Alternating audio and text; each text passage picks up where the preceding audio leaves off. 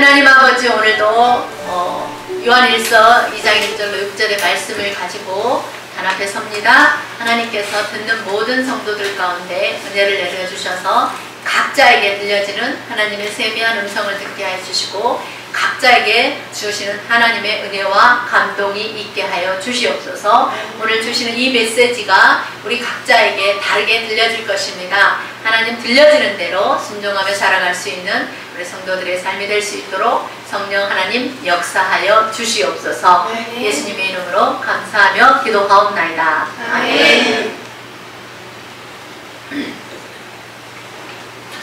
오늘 저는 중심 되신 예수 그리스도라는 제목으로 은혜 나누겠습니다. 우리 옆사람과 인사 나누겠습니다. 예수님 중심으로 삽시다. 예수님 중심으로 삽시다. 아멘. 여러분, 요즘 사람들은 무엇을 중심으로 살아갈까요? 보니까 어떤 사람은 주식을 중심으로 살더라고요. 그래서 매일 불안을 느끼면서도 주식을 끊지 못하고 중독자처럼 그렇게 살고, 또 어떤 사람은 게임을 중심으로 살아가는 사람들도 있습니다. 또 어떤 사람은 자기 집을 중심으로 살고, 어떤 사람은 여행을 중심으로 살고, 또 어떤 사람은 먹는 것을 중심으로 많은 곳을 찾아다니죠. 또 어떤 사람은 일 중심으로 삽니다. 어떤 사람은 취미로, 운동으로, 또 어떤 사람은 돈 버는 일에 중심을 두고 살기도 합니다. 학생은 학교를 중심으로 생활하고, 어른들은 직장을 중심으로 살고, 또 어떤 주부들은 가사일을 중심으로, 어떤 사람은 운동을 중심으로 열심히 하루 일과를 보내는 사람들이 있죠. 그런데 우리가 균형 잡힌 생활을 하지 않으면 자기 만족을 할 수가 없습니다. 사람은 하나님을 만나고 예수 그리스도를 중심으로 살 때에 진정한 만족감을 누릴 수가 있습니다. 네. 마치 태양을 중심으로 행성이 돌고 있는 것처럼 하나님의 말씀은 우리에게 예수 그리스도를 중심으로 살라고 가르쳐 주십니다. 제가 지난 주간에도 하나님 우리 사랑하는 성도들에게 어떤 말씀을 이렇게 전해야 할까요? 라고 그렇게 물었습니다. 그리고 잠을 잤습니다. 그리고 새벽에 말씀해 주신 게 뭐냐? 중심 되신 예수 그리스도라는 말씀을 듣고 제가 잠에서 깼습니다. 그래서 부지런히 말씀을 준비해놓고 갔다 왔습니다. 여기 계신 여러분들은 예수 그리스도를 중심으로 사는 줄 믿습니다. 아멘.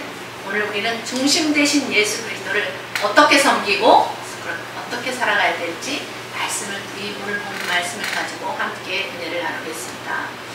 이 사랑의 사도라고 불리는 이 사도 요한은 대언자 되신 예수 그리스도를 중심으로 살아야 된다고 그렇게 말합니다.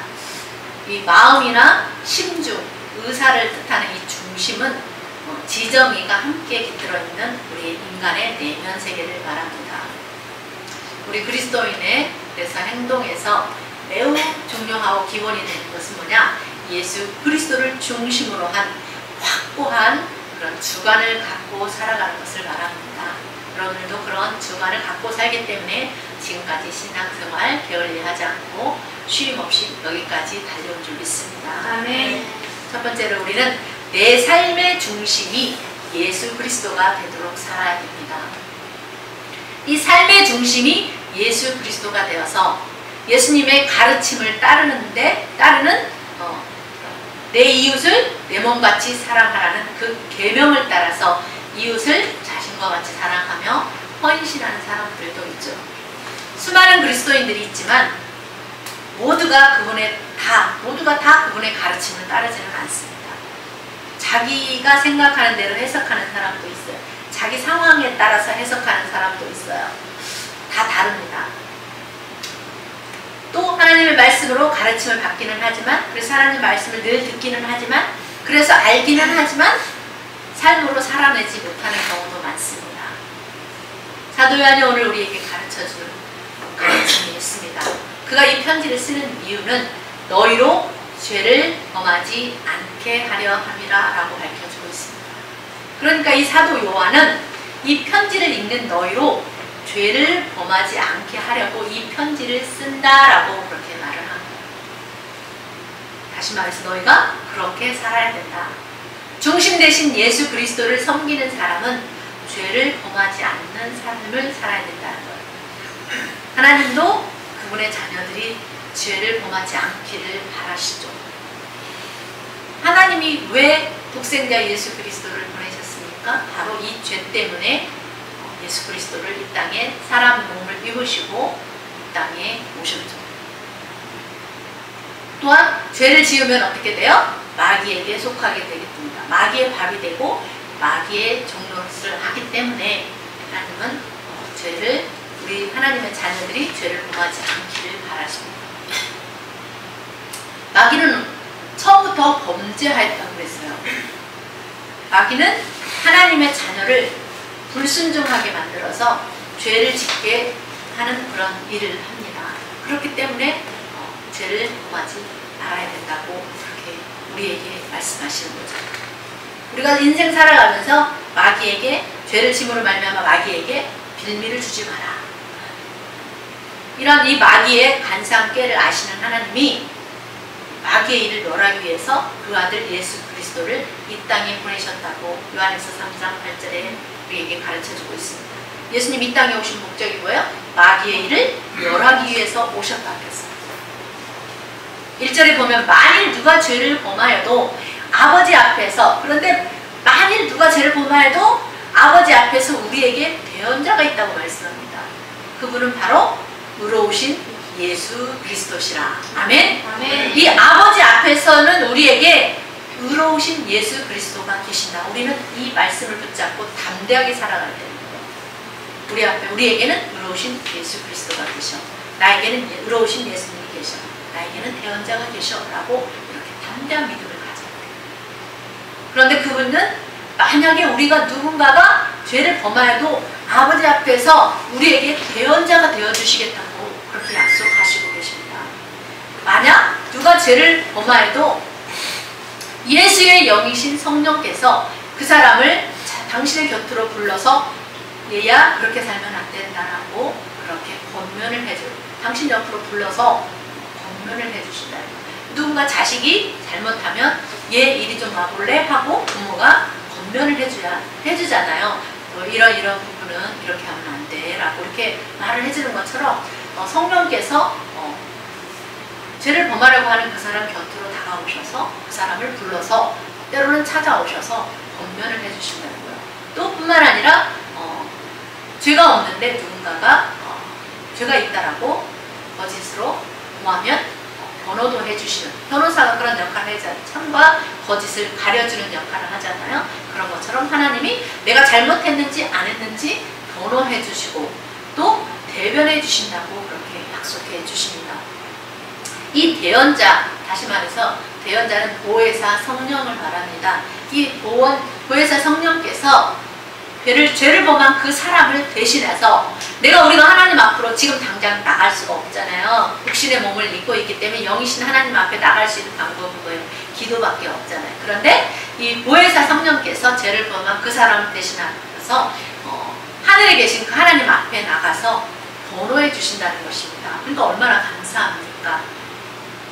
의로우신 그 예수 그리스도께서 우리에게 대언자가 되어 주실 수 있는 근거는 마태복음 1장 21절에 말씀하죠. 아들을 낳으니 이름을 예수라 하라. 이는 그가 자기 백성을 저희 죄에서 구원할 자이시니라. 이렇게 예수 이름 안에 구원자라는 그 하나님의 그 크고 원대하신 계획을 그 빅피처의 그림을 예수라는 이름 안에 넣어 놓으셨잖아요. 그렇게 하심으로써 하나님이 그 아들의 이름을 친히 지어주시고 예수라 하라. 예수라는 이름을 주심으로써 이 예수 그 이름에 하나님의 크신 그 계획과 뜻과 목적을 담아서 자기 백성을 저희 죄에서 구원할 자로 세우셨습니다. 할렐루야. 아멘. 그래서 예수님은 자기 백성을 저희 죄에서 능히 구원해 주실 수 있는 분이십니다. 아멘. 아멘. 자, 뿐만 아니라 예수님께서는 2절에 보니까 그는 우리 죄를 위한 화목제물이라고 말씀하십니다. 예수님께서는 우리가 얼마나 매일을 살아가면서 얼마나 많은 죄와 허물이 있으니까 평생 동안 그런 지은 죄와 허물이 너무나 많죠. 그런데 예수님이 그런 허물과 죄로 죽을 수밖에 없는 우리 하나님과 우리 사이에 그 막힌 담을 헐어주시는 화목제물이 되어주셨다는 것입니다. 우리 죄인된 인간은 어때요? 원래 이 죄를 싫어하시고 이 미워하시는 하나님과 아주 오래전부터 이 아담 이후로 하나님과 원수 사이가 되었잖아요. 그래서 하나님 앞에 나아갈 수 없는 죄인이 되었습니다. 그런데 예수 그리스도께서 화목제물이 되어주심으로 말미암아 하나님과 우리가 이제 화해를 이루고 화평을 이루어 주셨다는 이 사실을 믿으시면 아멘? 아멘. 이게 얼마나 감사한 일이에요. 우리가 할 수 없는 일을 다 예수님이 해주신 거예요. 그래서 예수님이 돌아가실 때 다 이루었다라고 그렇게 말씀하실 수가 있었습니다. 세상의 인간은 그렇게 말할 수 있는 사람은 하나도 없죠. 죄인이기 때문에. 그러므로 우리는 이 은혜를 인해서 중심 되신 예수 그리스도께 예수님의 그 은혜 까닭에 그 은혜에 감사해서 영원토록 감사 찬양하며 살아야 할 이유가 여기 있습니다.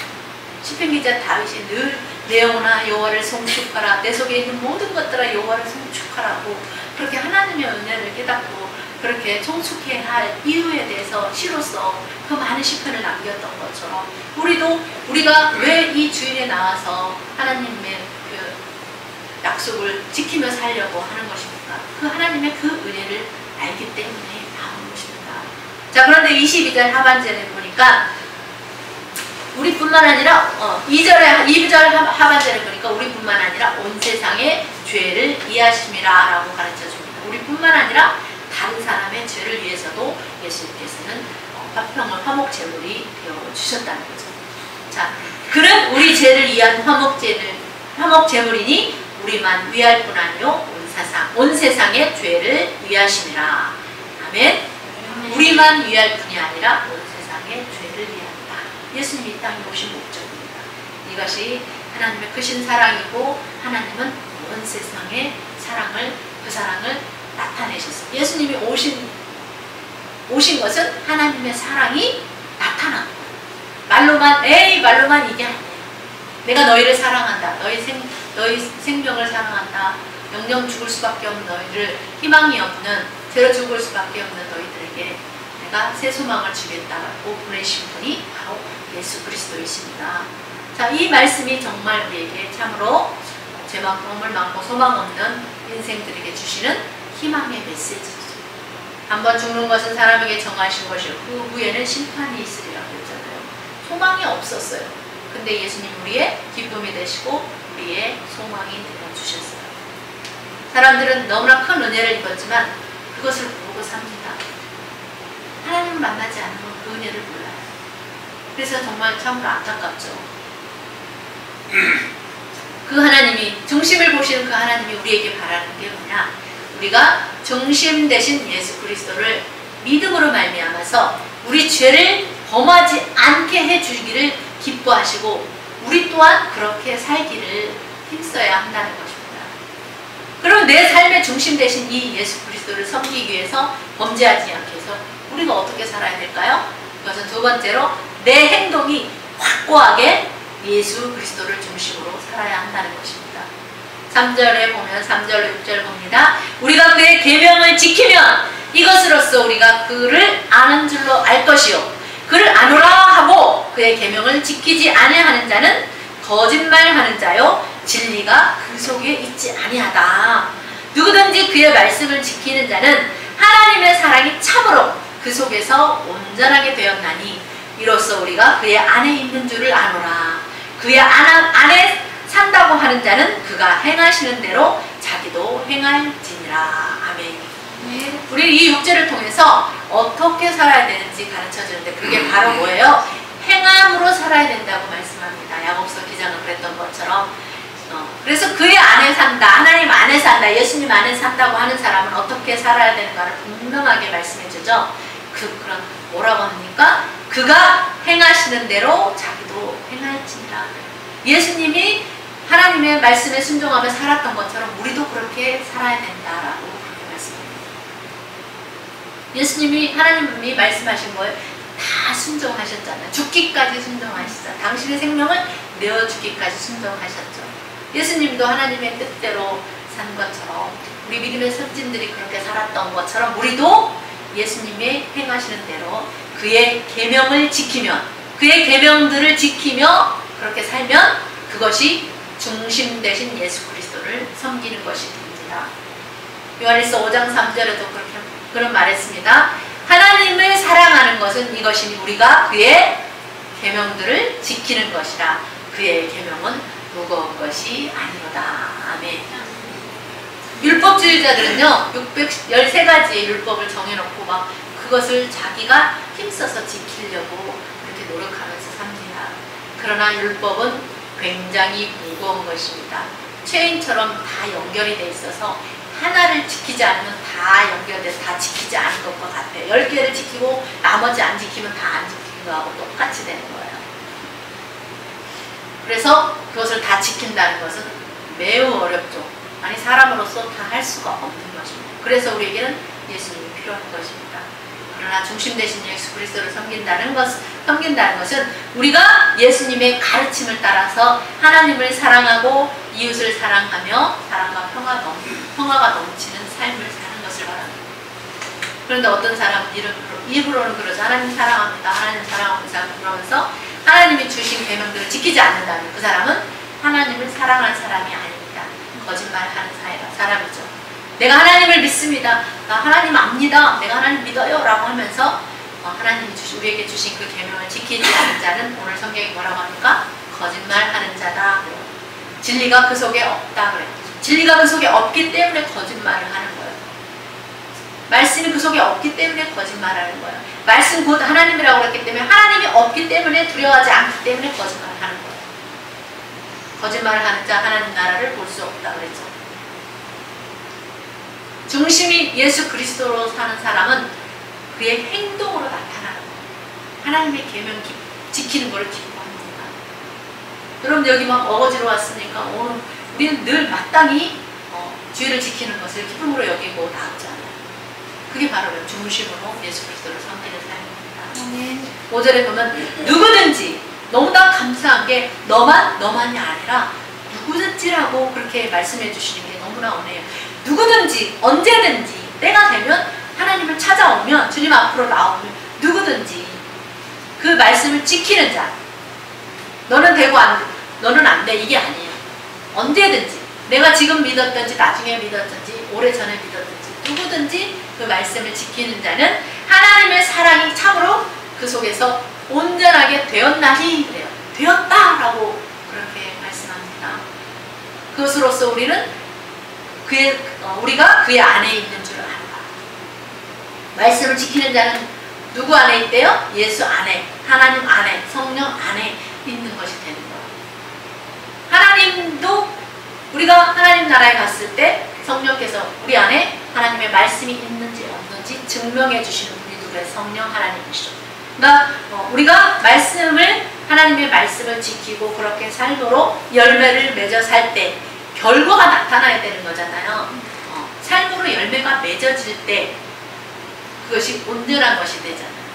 열매가 쭉정이가 돼버리면 타작을 할 때에 버려버리잖아요. 열매는 곳간에 모아두어서 우리의 일용할 양식이 되게 하시죠. 그런 것처럼 우리의 삶은 행동은 열매예요. 열매. 아, 저 사람 전 진짜 예수님 믿네 라면 그 사람의 삶을 보면 알 수 있는 거죠. 삶으로 나타나는 것을 통해서 알 수가 있는 거예요. 여러분들 그렇게 분별을 하시면 돼요. 예수 믿는다고 하나님 안다고 하는데 교회도 안 나가네? 자기 멋대로 사는 그 사람 안에는 하나님 있다 없다? 없어요. 거짓말하는 자다. 그 사람 안에 말씀이 없기 때문에 하나님을 두려워하지 않아요. 그렇기 때문에 예배도 안 나와요. 하나님 말씀을 지키지도 않아요. 하나님을 두려워하지 않아요. 살아간다는 것을 열매로서 알 수가 있습니다. 자, 누가 그러면 하나님 안에 거할 수 있는가? 그것은 바로 하나님 말씀을 지키는 자. 하나님 말씀을 지키는 자는 하나님 안에 거할 수 있어요. 너랑 나랑 하나 되자. 니캉 내캉 하나 되자. 하나님은 그래요. 우리가 하나 되기로 원해. 하나님과 우리 하나 되기로 원해. 그렇다면 우리의 행함과 믿음이 함께 가야 돼요. 행함과 믿음은 따로따로 분리가 아니라 함께 가는 것입니다. 아멘. 믿음이 생기면 행함으로 자동으로 나와요. 저 사람 행함으로 산다 그러면 그 사람 안에 믿음이 있다는 걸 알 수가 있는 것입니다. 아멘. 행함 뒤에 믿음이 따라오고 믿음 뒤에 행함이 따라오는 거예요. 하나님의 사랑이 참으로 그 속에서 그 중심에서 가운데쯤 마음의 중심에서 온전하게 될 수 있는 것은 누구든지 그의 말씀을 지키는 것이라고 그렇게 가르쳐줍니다.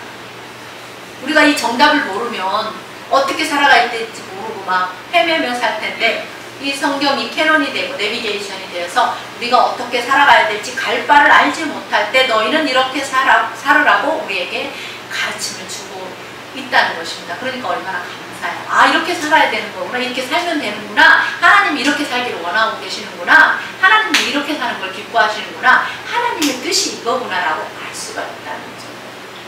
하나님은 우리가 말만 하고 행함이 없는 그런 죽은 믿음으로 사는 것을 원하지 않습니다.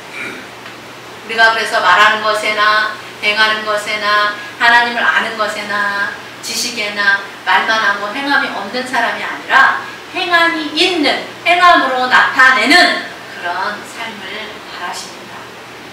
아버지의 마음이에요. 말씀을 지키는 그래서 삶을 살아야 됩니다. 하나님이 기뻐하시는 삶을 사는 사람이 진정으로 중심 되신 예수 그리스도를 섬기는 사람입니다. 여러분 어떻게 사시겠습니까? 여러분의 삶이 중심 되신 그 예수 그리스도의 가르침을 따라서 그분의 계명들을 지키는 사람들이 되시기 바랍니다. 아멘. 여러분이 온전하게 되기를 원하십니까? 아멘. 그렇다면 그분의 말씀들을 지키시기 바랍니다. 누구든지 그의 말씀을 지키는 자는 하나님의 사랑이 참으로 진짜로 그 속에서 온전하게 된다, 이렇게 말씀합니다. 말씀과 나와 하나님이 삼박자가 맞아야 돼요. 말씀과 나와 하나님이 온전하게 될 때에 그때 비로소 우리가 그의 안에, 하나님 안에 있는 줄을 알게 된다라고 말씀하죠. 여러분 온전해지기를 원하십니까? 그렇다면 말씀을 지키는 자로 살아가시기 바랍니다. 네. 자, 6절에 보면 그의 안에, 하나님 안에, 예수 안에 산다고 하는 자는 그가 행하시는 대로 자기도 행할지니라. 예수님이 행하시는 대로 자기도 행할지니라. 예수님만 그렇게 살라고 하고 예수님 십자가에서 다 이루어졌으니까 우리는 그렇게 안 살아도 돼, 내 맘대로 막 살아도 돼가 아니라 예수님이 그렇게 사셨다면 우리도 그렇게 마땅히 그렇게 살아야 되는 거죠. 우리가 그분의 제자라면, 그분의 제자는 뭐예요? 가르침을 따라 사는 사람이 제자잖아요. 하나님의 사랑이 여러분의 속에서 온전하게 되게 하시기 바랍니다. 그렇게 온전하게 되게 해달라고 기도하시기 바랍니다. 그렇게 사는 것이 중심 되신 예수 그리스도를 섬기는 방법입니다. 6절에 그의 안에 산다고 하는 자는 그가 행하시는 대로 자기도 행할지니라. 여러분들 그 주님 안에 살고 계시죠? 그렇다면 그분이 행하시는 대로 여러분도 행하시기 바랍니다. 아멘. 그의 안에, 그분 안에 산다고 하는 것은 예수 그리스도를 중심으로 섬기는 삶을 말해요. 우리가 그의 안에 살기 때문에 우리는 중심 되신 예수 그리스도의 발자취를 따라가는 삶을 살아야 돼요. 여러분의 삶의 중심은 무엇입니까? 중심의 한자를 제가 찾아보니까 가운데 중, 마음, 심이에요. 여러분의 마음 가운데에 그 중심에 예수 그리스도를 모시고 살면 여러분의 마음의 중심이 삶으로 나타나고 행동으로 확고하게 나타나는 거예요. 우리를 위해서 지금도 여전히 하나님 우편에 보좌에 계셔서 중보하시는 그 예수님의 은혜를 생각하며 여러분들 줏대 있게 확고하게 사시기 바랍니다. 아멘. 내 삶, 내 행동의 중심이 예수 그리스도가 된다는 것은 삶이 예배가 된다는 것을 보여줘야 됩니다. 예수 그리스도가 내 삶의 중심이 되도록 삽시다. 아멘. 예수 그리스도가 내 행동의 중심이 되도록 삽시다. 아멘. 우리 가족의 삶이 예수 그리스도가 중심이 되도록 그렇게 삽시다. 아멘. 우리 교회가 예수 그리스도가 중심이 되도록 삽시다. 아멘. 왜냐하면 하나님이 우리에게 그것을 바라시기 때문에. 하나님은 우리의 외모를 보지 않습니다. 우리의 학벌도 보지 않아요. 우리의 가정 형편을 보지도 않아요. 얼마나 비싼 차를 몰고 다니는지, 얼마나 값비싼 명품 옷을 입고 다니는지, 어떤 명품 가방을 들고 다니는지 관심이 없습니다. 하나님은, 하나님의 관심은 오직 우리가 중심 되신 예수 그리스도로 사는가, 이거예요. 하나님이 보시는 우리의 중심은 우리가 마음 중심으로 예수 그리스도를 중심으로 사는가. 사랑의 사도라고 불리는 이 요한이 우리에게 이렇게 말하죠. 누구든지 그의 말씀을 지키는 자는 하나님의 사랑이 참으로 그 속에서 온전하게 된다라고. 이것이 하나님이 정하신 법이다라고 가르쳐주죠. 우리가 이 세상 법을 지키지 않으면 그에 상당한 벌금과 처벌을 받는 것과 같습니다. 우리가 그 안에서 주의 말씀을 지킴으로 온전하게 될 때에 비로소 우리가 범죄하지 않게 된다고 그렇게 가르쳐줍니다. 여러분, 우리가 이것을 알아야 하는 것은, 우리가 기억해야 하는 것은 단지 우리 스스로를 구원할 수 있는 사람이 단 한 사람도 없다는 것뿐이에요. 그러므로 여러분, 대언자이신 예수, 의로우신 예수 그리스도를 마음 중심으로 확고한 거 있잖아요. 여러분 안에 있는 어떤 확고한 거, 그거를 더 꽉 붙잡고 말씀을 지키면 죄를 이길 수 있고 유혹을 이길 수 있고 또 어떤 중독들을 이길 수가 있는 거예요. 병원에서 치료해 주는 게 한계가 있는 경우에 하나님을 붙잡고 하나님을 잡고 말씀을 붙잡고 그러면 그 죄의 수렁에서 빠져나오는 사람이 있습니다. 죄를 이길 수 있는 힘과 담력이 어디서로서 나오는가? 그것은 바로 하나님의 말씀을 지킬 때 나올 수가 있습니다. 하나님은 우리가 예수 그리스도 중심으로 사는 자, 그의 안에 사는 자, 하나님 안에, 예수님 안에 사는 자, 그가 행하시는 대로 행하는 자를 보혜사 성령께서 영원토록 여러분과 함께 해주시고, 때로는 주의 말씀을 가르쳐 주시고, 때로는 하나님의 말씀이 생각나게 해주시고, 그러면서 그리스도를 증거하게 해주십니다. 성령께서 중심 되신 그 예수 그리스도로 사는 저와 여러분을 또한 진리 가운데로 인도해 주십니다. 우리를 영원한 생명이 있는 곳으로 인도해 주십니다.